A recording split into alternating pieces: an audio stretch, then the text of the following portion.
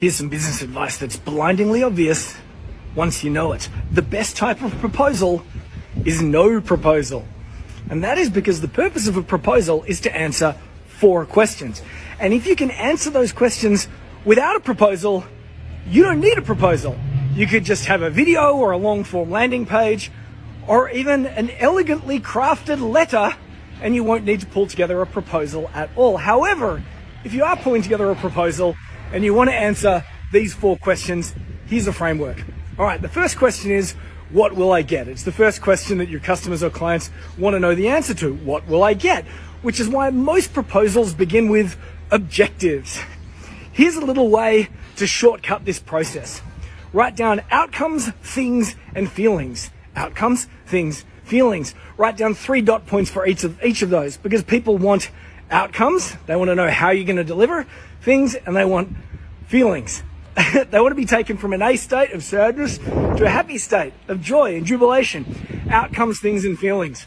That way, when you hit the objectives page at the beginning of your proposal, you can write outcomes, they're the objectives, things, they're the deliverables, feelings, then add a testimonial.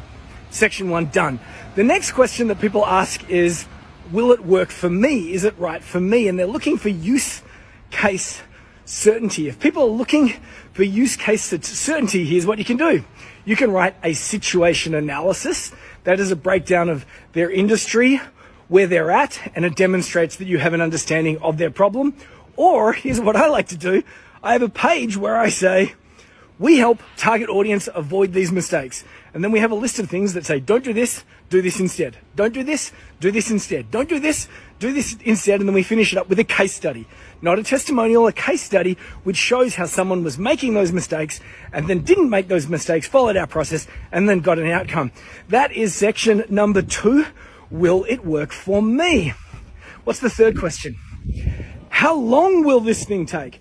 Well, if people are worried about how long it will take, your job, therefore, is to demonstrate your process or your methodology.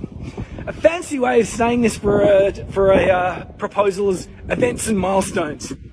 Step 1, get started. Step 2, step 3, step 4, step 5, job done. Now, again, as you break down these events and milestones, you'll be identifying deliverables and outcomes, which you might then add to the first section of your proposal. The 4th question is, how much effort will I need to put in? That's the 4th question, how much effort will I need to put in? Well, if the methodology hasn't helped them out on that particular point, that's where you add your client expectations agreement. And the client expectations agreement says, here is what we expect of you, here's what you can expect of us, here is what we won't expect of you, here is what you should not expect from us. And then you've answered those 4 questions.